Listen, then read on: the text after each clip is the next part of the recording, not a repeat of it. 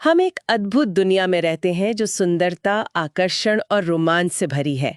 अगर हम अपनी आंखें खोलकर उन्हें खोजें, तो हमारे लिए रोमांस का कोई अंत नहीं है। हम्म, जवाहरलाल नेहरू के इन शब्दों के साथ चलिए आज भारत के गौरवशाली अतीत के एक रोमांचक अध्याय को खंगालते हैं। नमस्ते। आज हम बात कर रहे हैं प्रधानमंत्री नरेंद्र मोदी की हालिया तमिलनाडु यात्रा के बारे में, और उसमें भी खास तौर पर गंगईकोंडा चोलपुरम के प्राचीन शिव मंदिर का उनका दौरा।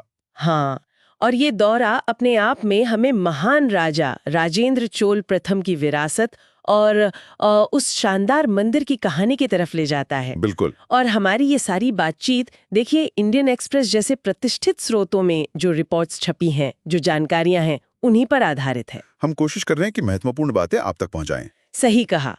हमारा मकसद है चोल साम्राज्य के उस सुनहरे इतिहास को समझना, विशेषकर राजेंद्र चोल प्रथम की जबरदस्त कामयाबियों को, और हाँ, गंगईकोंडा चोलपुरम मंदिर की भव्यता। और ये जानना अहम है। हाँ, ये जानकारी न सिर्फ इतिहास में दिलचस्पी रखने वालों के लिए अहम है, बल्कि जैसा कि हम अक्सर बात करते हैं, यूपीएससी सिविल सेवा परीक्षा की तैयारी कर रहे उम्मीदवारों के लिए भी, उनके लिए ये टॉपिक मतलब प्रीलिम्स और मेंस दोनों के लिहाज से काफी महत्वपूर्ण हो सकता है। बिल्कुल। तो चलिए शुरू करते हैं ये पड़ताल। तो प्रधानमंत्री मोदी ने गंगईकोंडा चोलपुरम मंदिर में पूजा की, और एक खास बात ये रही कि इस मौके पर महान सम्राट राजेंद्र चोल प्रथम के सम्मान में एक स्मारक सिक्का भी जारी हुआ। हाँ, और आदि थिरुवाथिराई महोत्सव भी मनाया गया। सही। और ये साल इसलिए भी खास है ना, क्योंकि ये राजेंद्र चोल प्रथम की वो जो ऐतिहासिक समुद्री विजय यात्रा थी दक्षिण पूर्व एशिया की, उसके 1000 साल पूरे होने का प्रतीक भी है। बिल्कुल, 1000 साल। और प्रधानमंत्री ने यह भी घोषणा की कि सम्राट राजराज चोल और उनके बेटे राजेंद्र चोल प्रथम की भव्य मूर्तियां बनाई जाएंगी। अच्छा। और देखिए, राजेंद्र चोल प्रथम, जिनका शासनकाल मोटे तौर पर 1014 से 1044 ईस्वी तक रहा, वो सिर्फ एक राजा नहीं थे, मतलब वो एक जबरदस्त योद्धा थे, एक बेहतरीन रणनीतिकार थे। सोचिए जरा, उन्होंने अपनी फौजें उत्तर भारत में गंगा नदी तक भेज दी, बंगाल के पाल साम्राज्य को हराया, और फिर उस जीत का जश्न मनाने के लिए एक पूरी नई राजधानी ही बसा दी, गंगईकोंडा चोलपुरम। गंगा को जीतने वाले चोल का शहर। बिल्कुल। और इतना ही नहीं, उन्होंने चोल गंगम नाम का एक बहुत बड़ा विशाल तालाब बनवाया, जिसे इतिहासकार नीलकंठ शास्त्री ने तो जीत का तरल स्तंभ कहा है। वाह, जीत का तरल स्तंभ। हाँ, और उनकी जो समुद्री विजय थी, नेवल विक्ट्रीज, उन्होंने चोलों को उस जमाने की एक प्रमुख नौसैनिक ताकत बना दिया। शास्त्री जी तो ये भी कहते हैं कि शहर का नाम ही अपने आप में दक्षिण की नई ताकत का पूरे देश के लिए ऐलान जैसा था, एक विज्ञापन था वो। ये तो वाकई कमाल है। और ये गंगईकोंडा चोलपुरम का शिव मंदिर, जिसे यूनेस्को ने विश्व धरोहर स्थल माना है, ये तो चोल वास्तुकला का शिखर है। बिल्कुल। शिखर। यहाँ हर साल आदि थिरुवाथिराई महोत्सव होता है। आदि तमिल महीना है और थिरुवाथिराई भगवान शिव और राजा के जन्म नक्षत्र से जुड़ा है ना? हाँ, सही। और पारंपरिक तौर पर इसमें थेरुकूथु मतलब नुक्कड़ नाटकों के जरिए राजेंद्र प्रथम की जीत और उनकी कहानियों को दिखाया जाता है। बिल्कुल।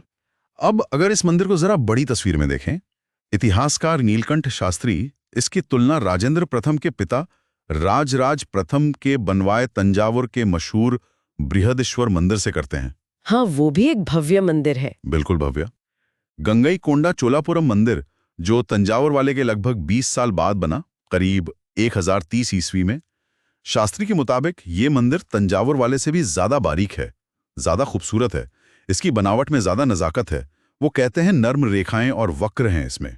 अच्छा, तो ये सिर्फ पत्थर की इमारतें नहीं थीं, मतलब ये उस वक्त के चोल साम्राज्य के बढ़ते आत्मविश्वास और समृद्धि का आईना थी। बिल्कुल। ये दिखाता है कि राजेंद्र चोल के समय चोल साम्राज्य कितना अमीर और आत्मविश्वास से भरा हुआ था, कितना कॉन्फिडेंट था। और देखिए, नीलकंठ शास्त्री एक और जरूरी बात बताते हैं। क्या? वो कहते हैं कि जिस दौर में उत्तर भारत छोटे छोटे राज्यों में बटा हुआ था, आपस में लड़ रहा था, भारी हमलों का सामना कर रहा था, उसी दौर में दक्षिण में राजराज प्रथम और फिर राजेंद्र चोल प्रथम जैसे राजाओं ने पहली बार, आप कह सकते हैं, पूरे दक्षिण भारत को एक मजबूत राजनीतिक पहचान दी और एक बड़ी समुद्री ताकत बनाया। वो ये भी कहते हैं कि ये वो दौर था जिसे पल्लवों के समय शुरू हुए धार्मिक और सांस्कृतिक उभार का रजत युग कहा जा सकता है, सिल्वर एज। अच्छा, रजत युग। हाँ, इसीलिए चोल साम्राज्य को आप देखें तो हिंदू शक्ति और द्रविड़ गौरव दोनों का प्रतीक माना जा सकता है। तो फिर इस सब का आज क्या मतलब निकाला जा रहा है?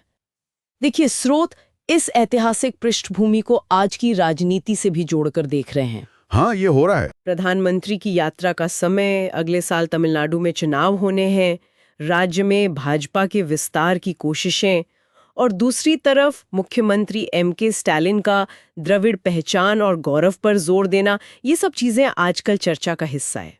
हाँ, ये समकालीन राजनीति का पहलू है। हाँ, और यहाँ ये साफ कर देना जरूरी है कि हम सिर्फ स्रोतों में बताई गई बातों का जिक्र कर रहे हैं। किसी राजनीतिक पक्ष का समर्थन करना हमारा उद्देश्य बिल्कुल नहीं है। बिल्कुल तटस्थ होकर। तो कुल मिलाकर हमने देखा कि राजेंद्र चोल प्रथम कितने महान शासक थे। उनकी फौजी ताकत, समुद्री विजय, शहर और मंदिर बनाने में उनकी कमाल की महारत, गंगेकोंडा चोलपुरम मंदिर कितना अहम है। सही। और कैसे ये सदियों पुरानी विरासत आज भी राजनीतिक बहसों में जिंदा है। भारतीय इतिहास और संस्कृति को समझना खासकर यूपीएससी उम्मीदवारों के लिए कितना जरूरी है, ये बात फिर साबित होती है। अब ये एक दिलचस्प सवाल भी खड़ा करता है ना कि कैसे ऐतिहासिक निशानियों और शख्सियतों को आज की राजनीति में बार बार नए मायने दिए जाते हैं, उनको रीइंटरप्रेट किया जाता है। हाँ, ये सोचने वाली बात है।